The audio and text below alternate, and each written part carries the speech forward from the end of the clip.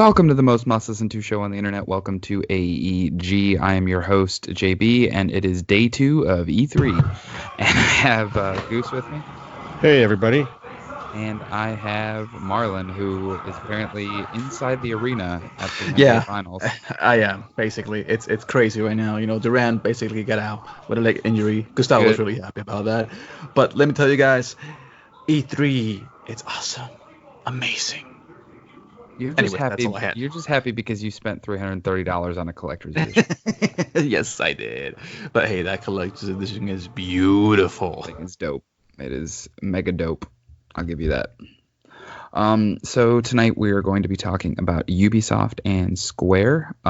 Square literally just wrapped moments ago. Let's start with Ubisoft. They were earlier in the day, about 4:00 this afternoon, our time. What did you guys think? Give overall impressions, and then we'll kind of break down some of the bigger stuff. I thought it was pretty good. I won a bet. Someone danced, right? So I got a point there. Did? I'll take it. I like the way they opened up with the Assassin's Creed Symphony. I thought that was pretty cool. I was expecting there to be an Assassin's Creed announcement. There wasn't. Watch Dogs Legions looks dope, although it's not going to be a day one for me. Although I'm happy to go back to London. Like I mentioned in the Discord, I haven't been to London in the game since the getaway. Excuse me. Ghost Recon Breakpoint looks really cool. For Honor has a timed event that's coming up.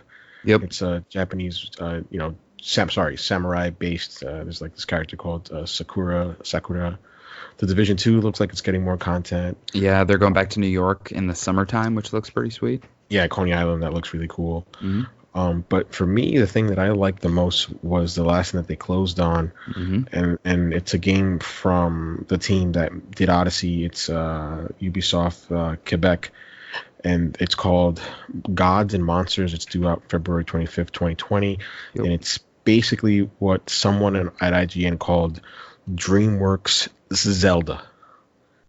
It's an open world game with Greek mythology. I think Greek and Roman mythology are one of those two. The art looks absolutely amazing. It looks like something straight out of a DreamWorks film. And if it's anything like that, and if it plays anything like Breath of the Wild, I'm all in. That game got me so hyped.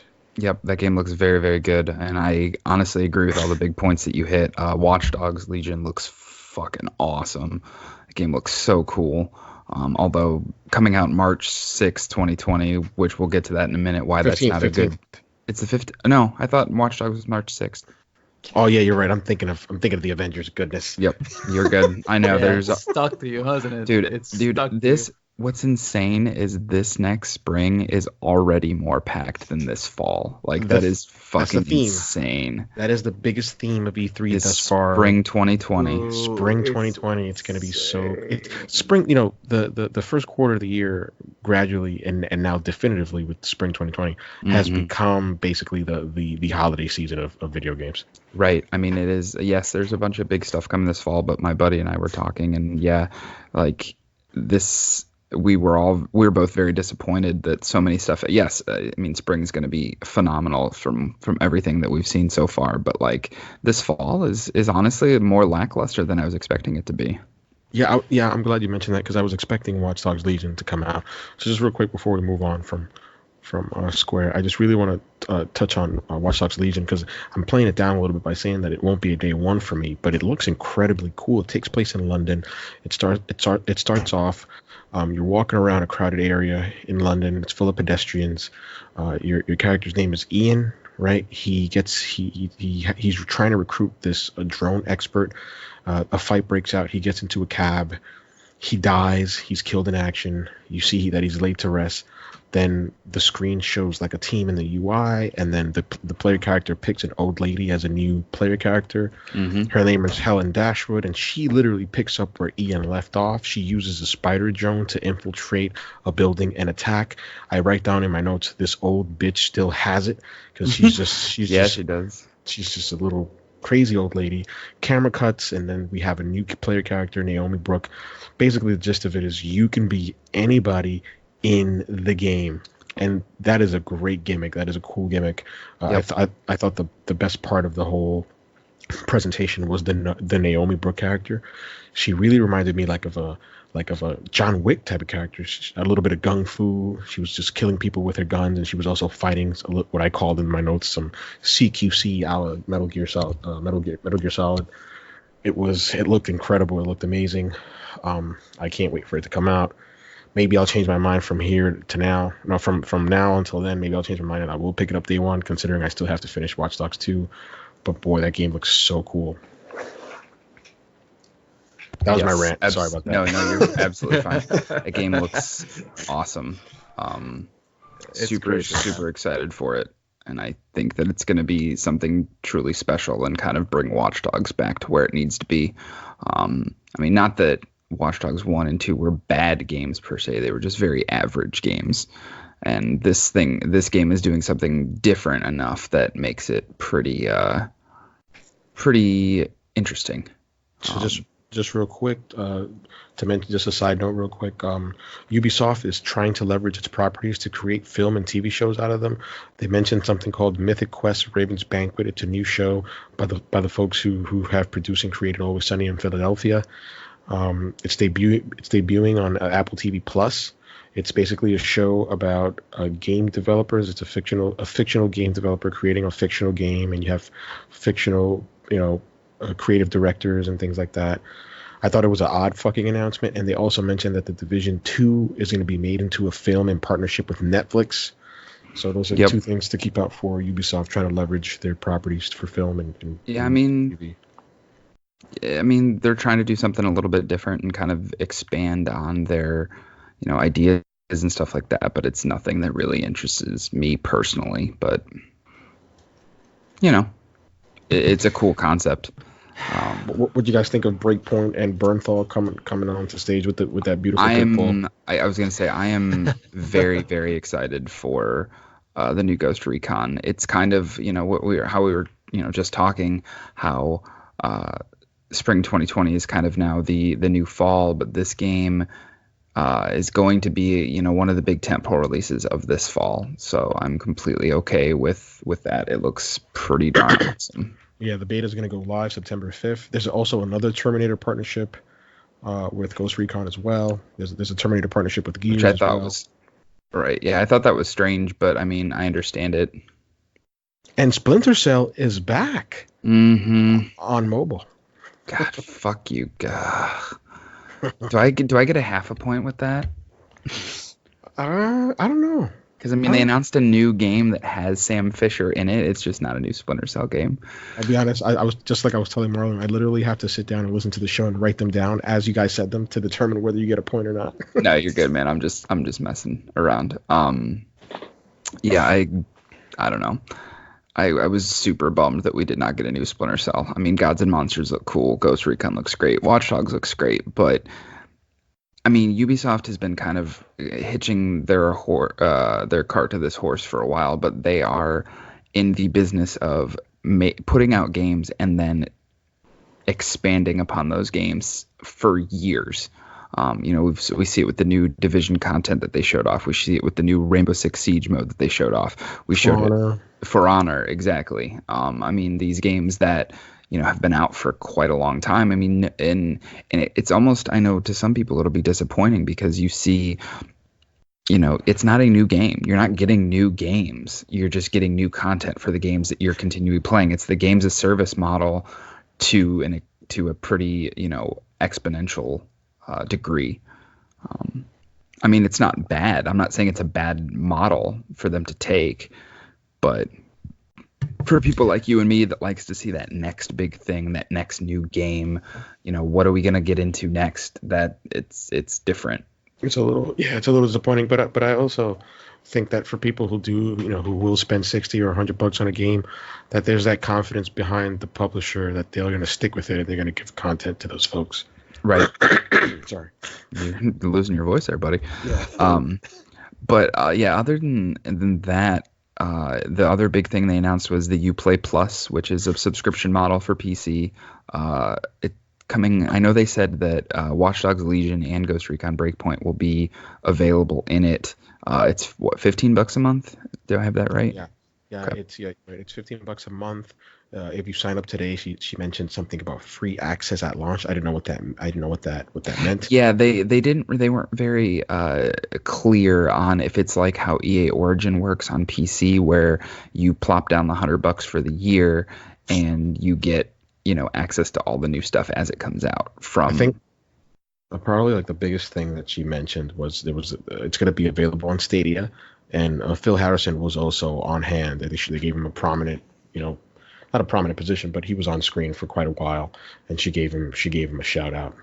Right. I'm sorry, listeners, I didn't write the name of the Ubisoft executive. I gave her a nickname that I don't think I can say. MILF, MILF. Oh my God. But yeah, I mean, overall, I think Ubisoft was good, but not incredible. We've had years where they've just dropped bomb after bomb, and it's been like, damn, Ubisoft is picking up. But yeah, this year was just it's the Rollerball. We forgot to talk about that. yes, yeah, Roller Champions, I think is the name of it. It's like a sports, Yes, you're yeah, correct. I call it rollerball. I'm sorry. like a sports racing kind of game. I know Marlon actually seemed kind of interested in it. Marlon.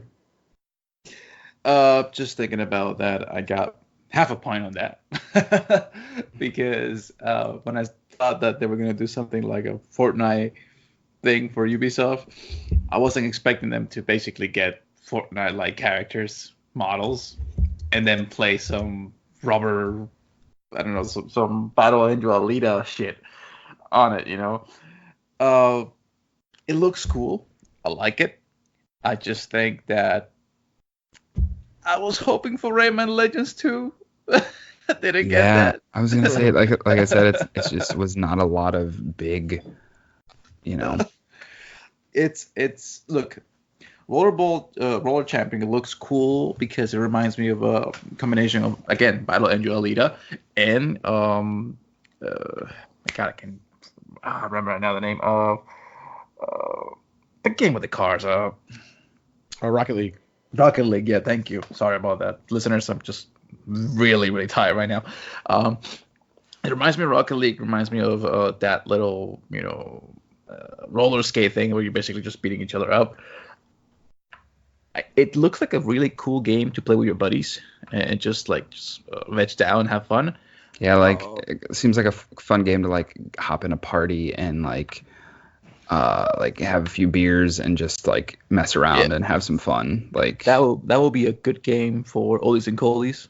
Basically, that will be like the best game you guys can play with that in that. Or honestly, situation. for the grind, I think it would be super fun to mess around with too. Absolutely. So real quick, go ahead. I'm sorry. Go ahead and finish, and then I'll say what I got. No. Just finish up stuff. Just for the listeners, we are a little disappointed, but we also realize and accept that the generation is about to wind up in about 18 months, right? 18 months, right? So Yeah. these big name publishers don't want to blow their load, if you will, on the ending of the generation, and want to have like a stronger foot going forward towards the beginning of the next gen. It makes sense, It is just the nature of the beast. We are about 1.5 years away from Xbox Scarlet and PS5. Right. That's freaking insane thinking about it. It is freaking insane. And talking about freaking insane, that collector's edition for Final Fantasy VII. I was gonna say, I mean, are we pretty much wrapped on Ubisoft? Like, do you guys have anything more to? Do I have anything more to say? No. I just want to iterate that Gods and Monsters. Man, it was a short teaser trailer. There wasn't any gameplay. It was just what I believe to be CGI. But that game the art just looks amazing, and it's gonna come out relatively soon. It's slated for February 25th, 2020, provided that it doesn't slip, and I hope it doesn't miss its date. It's something that I'm looking forward to. I just want to reiterate that because I saw that, and they said, hey, it's from the team that made Odyssey. It's not unlike Odyssey in terms of the game that we're trying to make.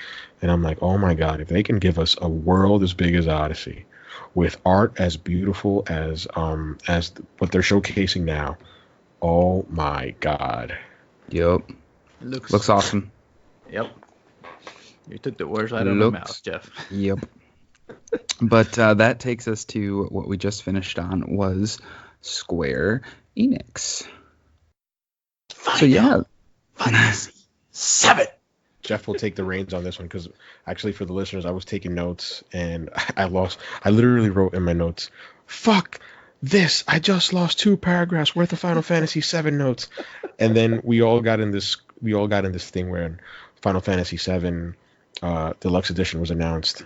I started looking on Best Buy to see whether or not it was available for pre-order, and as soon as it was available for pre-order, we were all just stopped and we all just literally pre-ordered Final Fantasy VII Remake. At least the deluxe edition. But yeah, they real quick, they had the game director on stage was talking about the game. It's going to be a 2-disc Blu-ray game, and they said Midgar is going to be basically a game in and of itself. And they showed a gameplay walkthrough for the combat, which to me, this is personal opinion, combines the style of Final Fantasy VII and Final Fantasy 15. Thank you. Where you can kind of Crisis Core for sure. Yeah, where you can pause, use materia. It pauses the entire thing. You can strategize and adapt on the fly. They showed the boss battle from the reactor at the beginning. The spider bot looking thing. Sentinel. The Scorpion Sentinel. Thank you, Marlon. I knew you would be able to correct me on all this stuff. I wrote here, looks epic. And then Nomura went on stage. They showed an extended trailer of what they showed at the concert, which announced the release date last night, which March 3rd, 2020. And then they showed off the collector's editions. As we just mentioned, there's a deluxe edition that'll be $80, similar to how they did with Kingdom Hearts. And then the full ridiculous collector's edition that's going to be exclusive to the Square Enix store for $330. Final Fantasy VII First Class Edition. Yep. And Done, Marlon pre-ordered bought one. it, nothing. It was. How did you pre-order? Did you have an account already with Square Enix? I used to have an account with Square Enix, but I forgot the password for that. So basically, I just went old school and said, just take out as a guest. Yeah. Oh. So I was like, fuck this. I'm getting this shit. I don't care if I don't get any points from Square Enix. Barely buying any games from Square Enix in the store anyways. If I usually buy something, it's usually from Best Buy and stuff like that. So I went in there, and literally when you go to the store, it tells you maximum of 1. Well, yeah, I mean, they don't want people, buying 6 of them.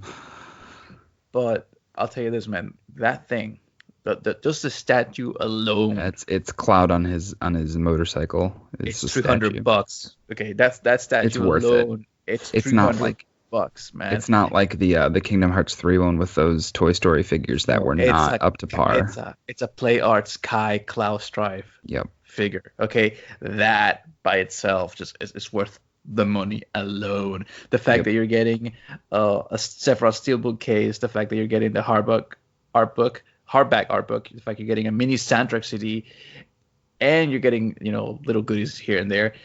I just could not resist the statue. That thing is awesome. Pretty as hell. So having found out like that, Dalton, I'm sorry to say this, but I understand your point of view. Yes, $330. It is a lot of money for a collector's edition, but given that this is Final Fantasy VII and I've been waiting for a remake for over 2 decades, right? I think it's justifiable. But yeah, I mean that game looks incredible.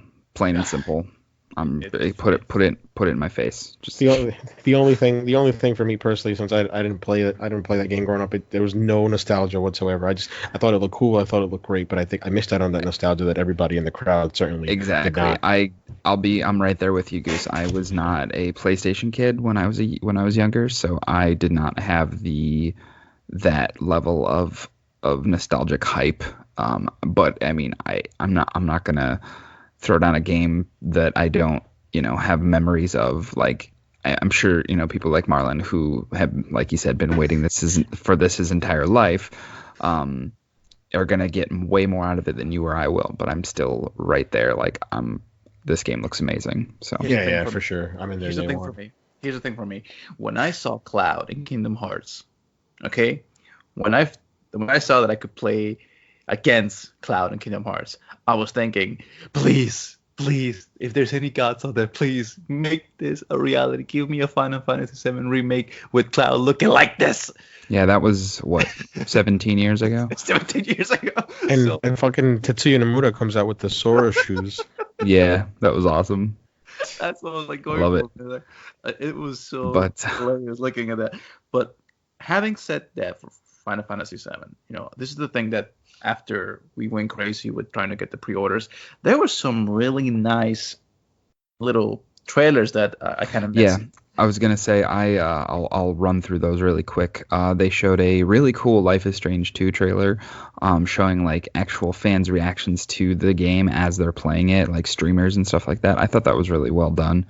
I like that game. I still have only played the first 2 episodes, so I'm actually an episode behind right now. But I'm kind of at this point, like the last one doesn't come out I think till December, so I got plenty of time to play those.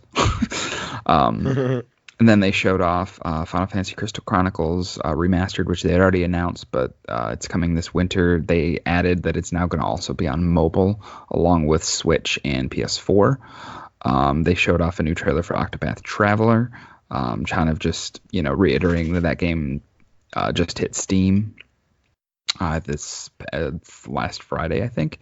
And then last Remnant Remastered, which is available tonight on the Switch, which is pretty cool. Yeah, that was awesome. It's, So that was it's awesome. It's already available, and it's $20.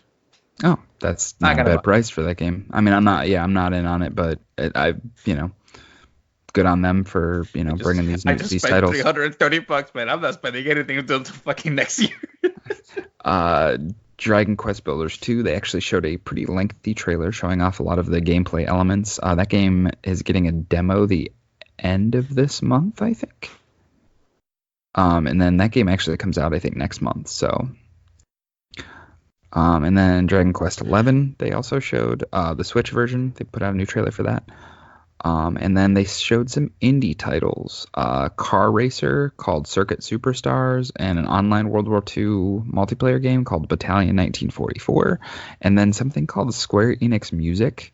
It's like a streaming service, it looks like. No. It's not a streaming service. It's just that their music for their games are going to be available on streaming services. Okay, thank you. Which Thank is you for finally correcting me on that been one. looking for. Can we please get into Sanarkand? Please, can we get into Sanarkand? Available for me to actually play it on Apple, please. Actual Sure release, you can. not some remake from Soundtrack. I'm talking about the actual release from Square Enix. And then they showed off the Kingdom Hearts 3 DLC trailer that we had seen, which looks, I mean, for me personally, that was the next thing that I'm kind of like, okay, here we go. I mean, I already watched it, but it was the same trailer that they showed. And then they had the director for Final Fantasy XIV, Shadowbringers, come out and talk about the 2 new classes and new locations, and that comes out July 2nd, so that's right around the corner for fans of that. And then I didn't know this. Goose corrected me in the Discord, but they showed off another trailer for Dying Light 2, which I did not know that was published by Square Enix. Yeah, last go around they were published by Warner Brothers, but they decided to, I don't know why actually, but yeah, I think they said it last year, that they were going to go with Square Enix to publish the game. And then Romancing Saga 3 and Saga Scarlet Grace Ambitions are coming to the West. I got nothing on those. I know of that franchise, but it's never been something that I'm into. And then they showed off their mobile game, the new expansion for it, the Brave Exvius, Final Fantasy Brave Exvius. And then after that, it started to pick up a little bit more again with People Can Fly. They have a new IP called Outriders. Coming summer of 2020. Go ahead and talk more about that, Goose. So the developers came out. They showed a little bit of art. They showed a pretty cool trailer. There wasn't any gameplay. They were talking about how the game has a complete story. It's a shooter with powerful gunplay and weaponry. The game takes place in a very hostile world.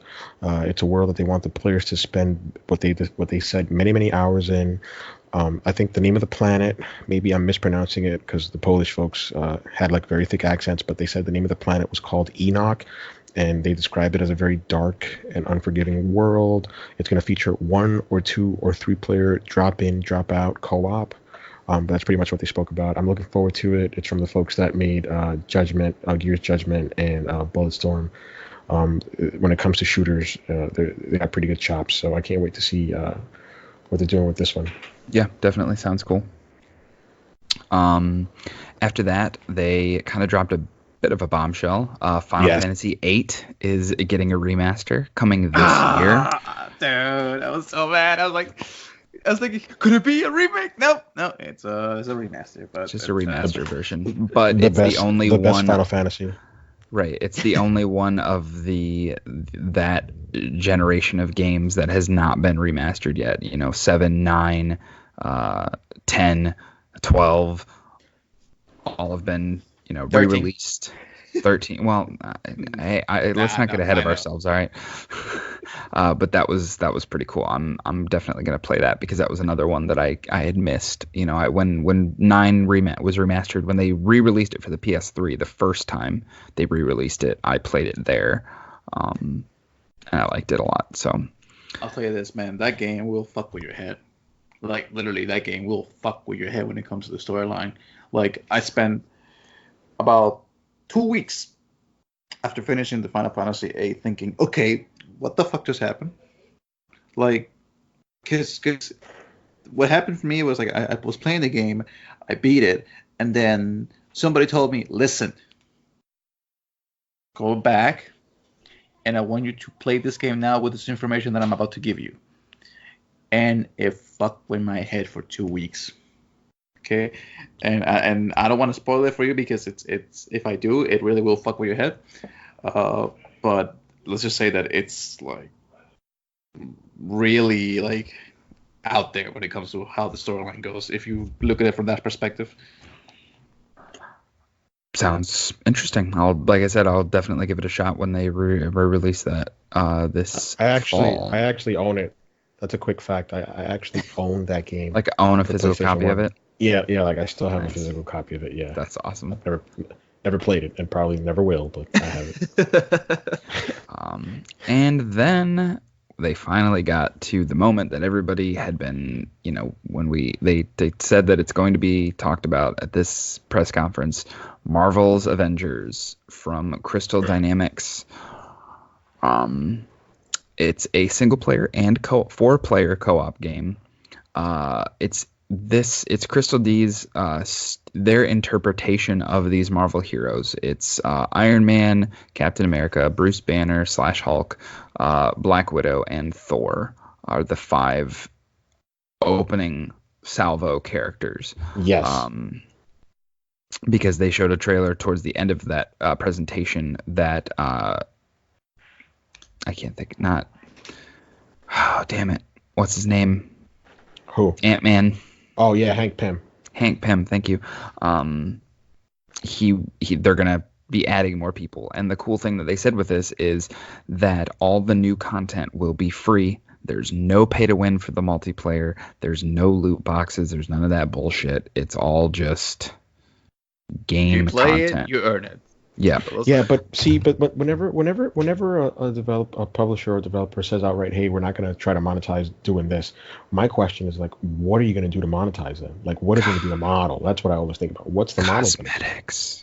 I know it is, but like, how much liberty can you take cosmetics when it comes with It depends how much Marvel will let them. Honestly. Exactly. Yeah, that's basically like how much rope are they going to get? So, question. So, man, I'll tell you this, man. The problem that I have with that is like, okay, could they do cosmetics? But I don't want to. If they do cosmetics, I'm like, okay, that's fine. But if they start doing things like, oh, well, technically you can play for this until like a certain amount of time, and so you gotta pay for this. Like, that's like my concern with this. Okay, it's with basically. Throttling your experience in the game until you finish a certain amount of missions or a certain amount of things that you can only do by paying money to them. I'll be honest. When I was watching this trailer, I said, "Oh my god!" Especially when you saw Tony Stark flying through the San Francisco Bridge. It's the Golden Gate Bridge. Sorry.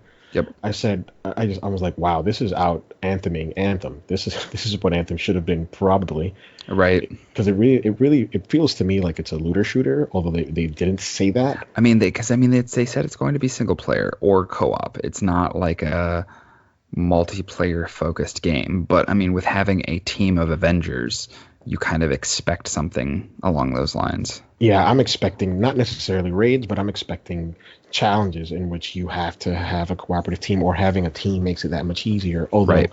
I think they're going to try to straddle that line of, hey, we're going to have it be single player as well. But I have a feeling, and this was not said at the conference, but I have a feeling that this game was developed in mind with co-op. Yeah. It's funny because Jeff, Go ahead. throughout the entire conference, is like, okay, can you please just hurry up? I want to see Avengers. I want to see Avengers. Yep. And when finally Avengers come out, you're like, okay, that's good.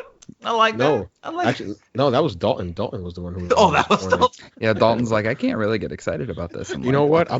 So just real quick for the listeners. So they trot out the cast, Yes. which comprises of Troy Baker, who I believe is going to play Bruce Banner. Bruce Banner. We have William Willingham or something. I forget his name. Who's going to play Thor? And we have Laura Bailey, who's his wife in real life, and she's going to play Black Widow. And then we have Nolan North, who's going to play Tony. And then we have this other guy who's going to play Captain America. I don't know his name. I'm sorry.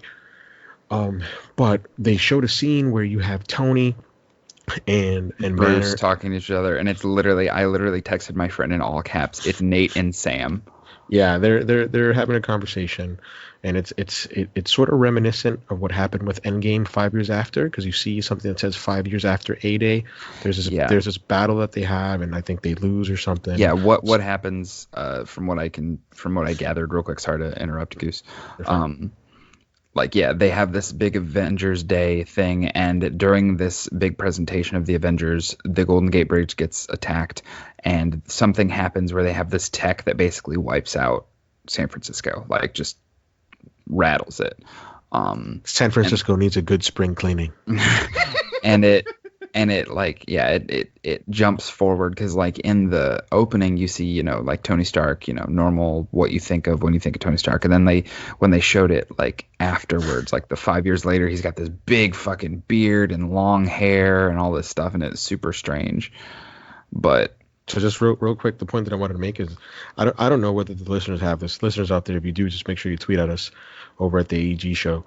But there are certain actors that it doesn't matter the movie that they're in, doesn't matter the character that they're playing.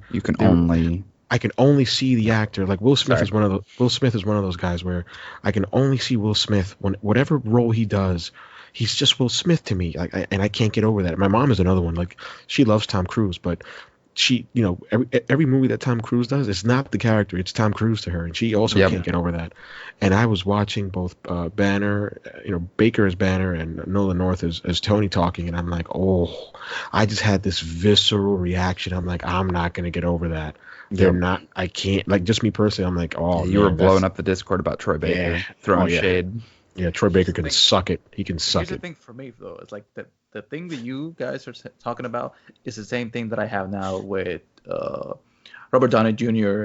and Chris Evans and Chris Hemsworth. Yeah, because now we've seen them as these characters for 10 plus years. We can't see them as anybody else. So, no, the thing for me is that I cannot see any type of Captain America, Iron Man as anything but that. Okay. So when I see somebody that is not RDJ or Chris Evans or Chris Hemsworth as Thor, it just feels weird. Mm-hmm. Like when I saw Troy Baker and I saw Captain Iron Man and I saw this iteration of the characters, for me, I just felt, okay, that joke felt really fucking flat. I'm sorry. Okay? Right. So like, this is not, I don't feel the same chemistry, and that's just me particular, because I'm gotten so used to the cinematic universe from Marvel that I just can't do it anymore, bro. It's like, I'm looking at this Avengers game and it looks so pretty, it looks so good, but I'm like, this is not my Captain America, this is not my Iron Man. Get that fucking Hulk out of there. They were not going to get Tony Stark, dude. Tony. I know. Robert Downey, RDJ's deal after, I think, Captain America, or before Captain America Civil War was done, and they had to give up $50 million in order to get that guy. He was not going to come back to voice act. I promise you. He's high maintenance. But yeah, so a little bit more. So yeah, we kind of covered most of the bases. They will have some type of PlayStation 4 exclusive content, and they did say that early beta access will be first on PS4. It's coming to PS4, Xbox One, PC, and Stadia. Yep. May 15th, 2020. Thank you. That was gonna be the last thing I was gonna end on. Was the but the here's the thing for me, though. 2020. Here's the thing for me. How do you guys feel that two conferences passed by, and we saw two different business models when it comes to just games as a service, games as a subscription service, to be perfectly precise. We're getting Uplay, you're paying $15 a month, and then, or is it $15 a year? $15 a month. $15 a month. And then you have EA with their own subscription-based thing that's coming out. Now you have the Stadia. What do you think? Do you think this is... That's where the industry is moving. They're going to drag me kicking and screaming, but that's just where the industry is moving. It's a conversation that I've been having for a while. You guys know that I've been drumming this beat for literally months on this show. We'll see where it takes us. This is a little tangent from what we were discussing with Square Enix and Ubisoft, but I'm looking at Sony, and I think Sony's the odd man out. Sony needs to, they need to get with the times. It's not about the hardware anymore, and they're stuck with that same mindset of, I have to make exclusives to lock people down. And I was telling the guys on the Discord, I'm like, look at what Microsoft is doing. They are investing millions, if not billions of dollars on studios so they can make games so that people will not buy, so they can sign up for a subscription. Yeah. Yep. It's like Netflix. Like, for example, for me, the Ubisoft conference was so actor heavy that I'm going, you can basically go down the list and go, yeah, these guys are really pushing this whole Netflix and actor deals with all these characters and games, because they want to make sure that the players, not only are they enjoying a game, but they're enjoying a game with characters and people that they recognize. Like the what was the thing from It's All Sunny in Philadelphia? Mm-hmm. Yeah, when I saw that, I'm like, it's okay, like it, but not my cup of tea. I'll tell you that.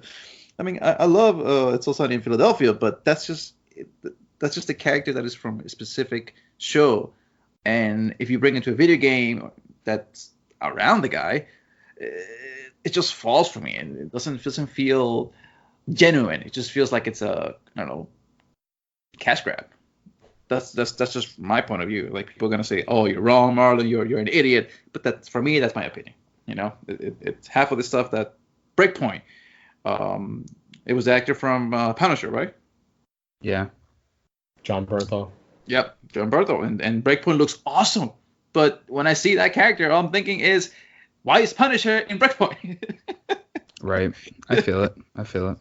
So yeah, but other than that, Square Enix and Ubisoft were decent. They were all right. Square Enix was a lot better than this year than last year. I can tell you that. Yeah, for sure. Yeah, that's yes, absolutely, without a doubt. Last year was horrible. 30 minutes of shit, just absolute shit. But yeah, that's just me. It's been a long day, so listeners out there, I'm sorry that I'm not talkative as much, but I'm just like, no, you're good, man. No worries. But yeah, overall it was a decent conference. I'll say this about Square Enix. They took up Sony's usual spot on Monday. They had big shoes to fill. They didn't quite deliver a Sony-like show, nor did I expect them to, but I think that they brought the smoke, as the kids say. And I was happy with what they did. They leaned a lot on some of their backlog with things like The Last Remnant, Final Fantasy VIII Remastered, but they also finally showed us what people wanted to see, and those were the big two tentpoles in both Final Fantasy VII Remake, which I think that it leaking really stole a lot of its thunder. I think there would have been a bigger pop if that release date had released the day before. Yep. Agreed. And the Avengers also. So those two big tentpole games alongside some of their backlog really helped them out. I think it was a solid conference. Agreed. What do you guys think about Final Fantasy XIV's new expansion? I mean, I don't care. Yeah, I like Final Fantasy 14, but I have no desire to play it. Dude, It won't my get me brother to came in. resubscribe. So My brother comes in and tells me, "Yo, what is this thing called Shadow Keepers? What the hell is this?" It's like, "Is that the new game from Final Fantasy?" I'm like, "No, dude, that's just a Final Fantasy 14 and Ram Reborn expansion." Oh, never mind. He literally just walked away and took that with him the laptop. Yep. Just left. Oh, Okinaki looked cool. I don't know if that's a Tokyo. If it looked to me like a Tokyo RPG Factory game, I could be wrong because I didn't mention the developer, but that game looked cool too. Dude, I would have loved to see. For me, the thing that really would have stole the show for me would have been a The World Ends With You remake. Oh, I guessed it. Yes, it is from fucking Tokyo RPG Factory. Ah, I'm good, bitches. Yes, you are, man. Yes, you are, Gustavo. you are That's you what are very that's- good at that. Dude, I call that shit. Oh, you know what? The listeners aren't going to believe me because this shit was fucking announced back in February 2019. They're not going to believe that I knew it, but fuck it. I know it's true. Damn it. I just looked it up online too. Nah, you're good, man. You're good. But yeah, that's all I have. Do you guys have anything else? No, Raptors are going to win tonight, but fuck Canada. You think they're gonna win tonight? They think they're not gonna? Yeah. Yeah, I think Kawhi's going to step it up. He's only had 1 point this third quarter. He's going to step it up. We'll see. I think we'll end it at that. Yep. It's been a long day for everybody here at AEG, and it's gonna be a long day tomorrow. Tomorrow won't be nearly as bad because we won't have to wait so damn long to record.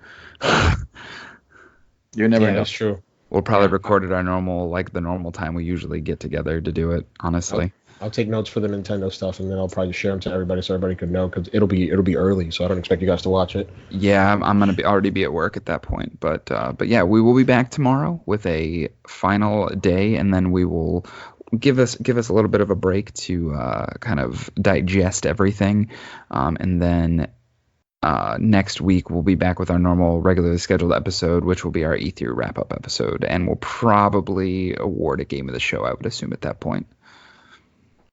So Yes. Stay tuned to that, and we will see you next time here on the AEG Show.